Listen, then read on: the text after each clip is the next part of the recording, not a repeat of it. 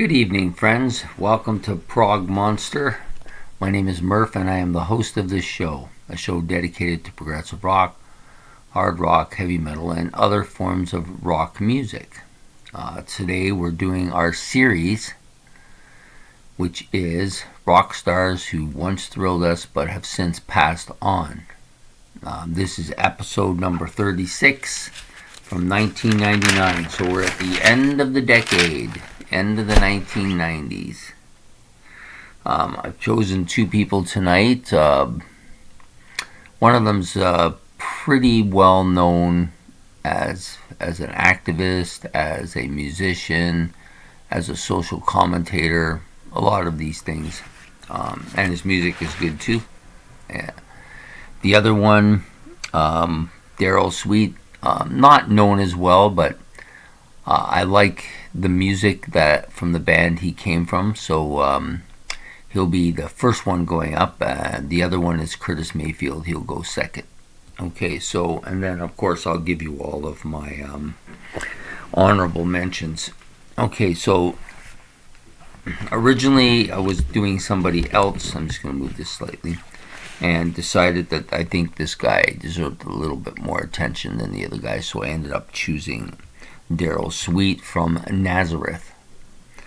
So anyways, Darrel was born, sorry, can't see too well, the light's a little bad, May 16th, 1947 in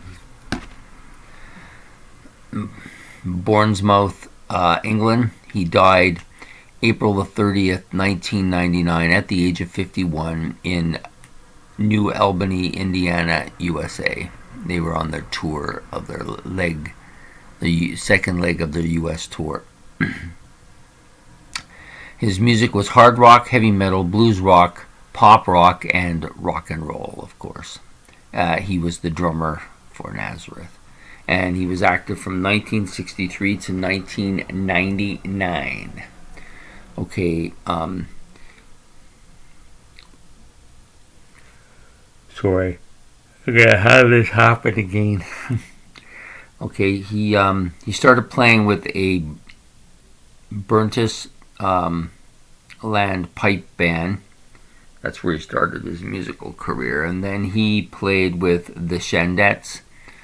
That eventually some of the members of that group formed Nazareth. Okay. He was a founding member of Nazareth, obviously, since he came from that one band with other members, and he played on their first 20 albums until his death. And he died on the second leg of their 1990 U.S. tour of a heart attack. So he played on all 20 of their albums up until he died, and at that point there was only two other members, McCafferty and Agnew, who had also played on all their albums at that point. So a pretty decent drummer, I think. He fit into the band very well. He wasn't like a musical... Sorry. He wasn't the musical writer or lyricist or anything. He was just basically the drummer, but he was pretty solid. I think he was a pretty solid drummer myself. I like the music of Nazareth, and especially their earlier stuff in the mid 70s through to early 80s. Actually, probably the stuff up to the 1980s was pretty heavy, pretty interesting music. They had a lot of fairly good hits as well. Pretty solid band. I kind of think of them as being a little bit like AC/DC in some ways, but heavier. I think heavier than AC/DC. Maybe their music wasn't as catchy as AC/DC's as well. Well, obviously it wasn't. They didn't have no Back in Black album. Closest they came was the album Hair of the Dog, which was, I think, their biggest album. But McCaffrey has that kind of gruff. Yeah, I'm so tired today. That gruff voice that you hear Brian Johnson having as well. So there's that. That's, I guess, the main reason of the similarities. Anyways, Darrel Sweet, like I said, he was the drummer from the band that predated Nazareth and then stayed on as the drummer for Nazareth, and probably would still be playing with them, but he had a heart attack, and they rushed him to hospital. He was pronounced dead at a fairly young age of only 51. I say it's fairly young because I'm older. Anyway, so there you have Nazareth. That was my, Darrel Sweet from Nazareth. It was my first choice tonight.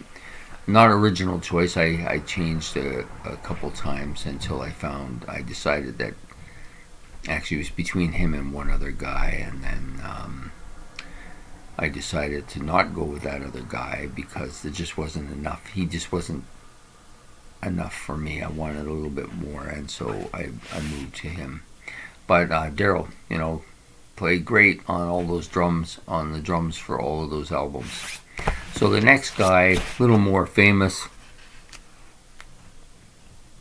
actually quite a bit more famous, a strong musician, had a lot of stuff that, sorry, I just got to plug this in or it's going to die on me. Okay, there we go. So anyways, Curtis Mayfield. First, I'll give you the vitals about him. Curtis was born June the 3rd, 1942 in Chicago, Illinois. Hence where grew up in a bit of a rough neighborhood, so hence where his social commentary and his activism came from, I think. He died December 26th, 1999 at the age of 57 in Rockwell, Georgia in the USA. He was basically soul, R&B, funk, progressive soul. I'm not really sure what that means. Gospel and psychedelic soul, another one I'm not really sure what that means. Instrumental. His instrumental parts were his vocal, guitar, piano, and keyboards. He was active from 1956 to 1999. He has the distinction of being the... Sorry, I don't know why I'm so tired now. He has the distinction of being the last rock music person to die in the 20th century. He died 5 days prior to the turn of the century. He had the big influence on soul music. He met Terry Butler in 1956, and they joined the vocal group The Impressions, which had a big impact on that type of music. His big hit, People Get Ready, is considered one of the greatest songs. It's received many awards, including the top 500 songs that changed rock and roll. It's in the Hall of Fame for that reason. And it's also inducted as a song into the Hall of Fame. He was double inducted into the Hall of Fame. Sorry. This is going to happen a lot, I guess. He's double inducted into Rock and Roll Hall of Fame, one as a member of the Impressions and the other as a solo artist in 1999. And he was also double inducted in the Grammy Hall of Fame as well. And numerous awards for a lot of his music. He popularized the... what was I going to say? That wasn't what I was saying. Okay, he was paralyzed from the neck down during a lighting accident when the equipment fell on him, and it paralyzed him in 1990. However, he still continued. He produced another album in 96, and then he died from diabetes in 1999. His music was very social and civil rights activist, and popularized which was very popular and popularized in the 1960s and 70s. He had a lot of social commentary about blacks and the Black Pride movement and all that. And,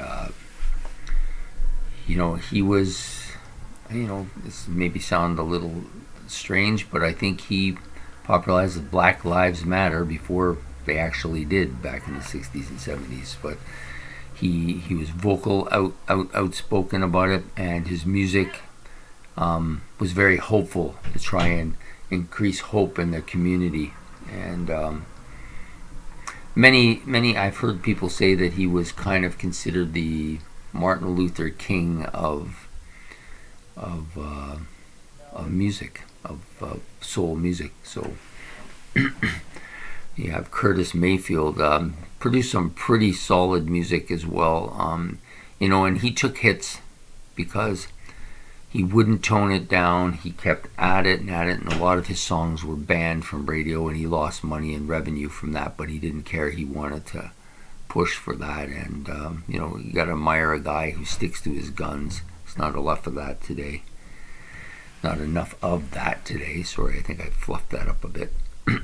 Anyway, so there you have Curtis Mayfield, the soul singer, gospel singer, and Darrel Sweet, the drummer for Nazareth. Okay, so some of them honorable mentions. There's a fair number of them. I'm going to need my glasses for this one, though. Hope you don't mind. Johnny D'Arc of the Four Lads, Charles Brown of the blues pianist, Dusty Springfield of the Springfields, Dave Sjogren of the Doobie Brothers. He was one of the guys I was looking into. Larry and Roger Troutman. That's a bit of a different story. I just want to say a little bit about it. So they both died. Larry and his brother Roger Troutman died. They were from the band Zap. So Larry killed his brother Roger and then committed suicide. So that's why they both died on the same day. Kind of a different thing. Rob Seralton of the New Order, Bruce Fairbairn Bruce Fairbairn was a producer. He produced AC/DC, Van Halen, Aerosmith, and a few others. I think those. Bon Jovi was another one, of course. Frank Starr from the Four Horsemen. Cammy from Malice Mizar, which was their kind of a. I'm not really sure what you would call them. They wore a lot of makeup. They were Japanese. They were a band that was Japanese, and they wore quite a bit of makeup. It's almost like glam rock, but I don't know if that's what they were. But that's what they look like. Carl Samuelson of Megadeth. Sorry, Gar Samuelson of Megadeth. I don't know why I said Carl.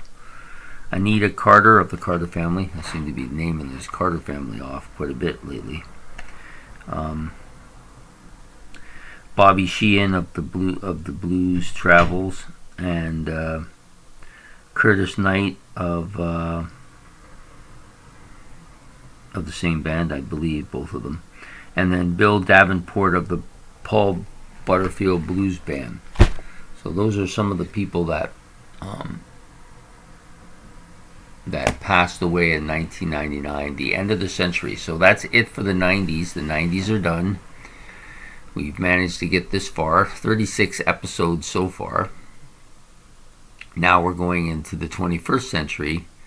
And so that episode, because this episode was supposed to be released this morning, on Tuesday morning, but I had some renovations going on, and so there wasn't an opportunity to really sit down and put this together. So I decided I would do it after the renovations, which I did tonight, and it'll come out tomorrow morning, Wednesday morning. Episode 37 from the year 2000 will come out on Thursday morning, so I will be recording that tomorrow night and releasing it. So we're going to do like a back-to-back thing, just because of the home circumstances here. So I'm sorry if people were waiting for it to come out Tuesday and wondering what was going on. So anyways, I'm announcing that it's going to come out tomorrow morning, this video. So really, I hope you enjoyed it. I hope you look up some of these musicians, see what they're about, and like and subscribe. And you have a good night. And this is Prog Monster saying goodbye.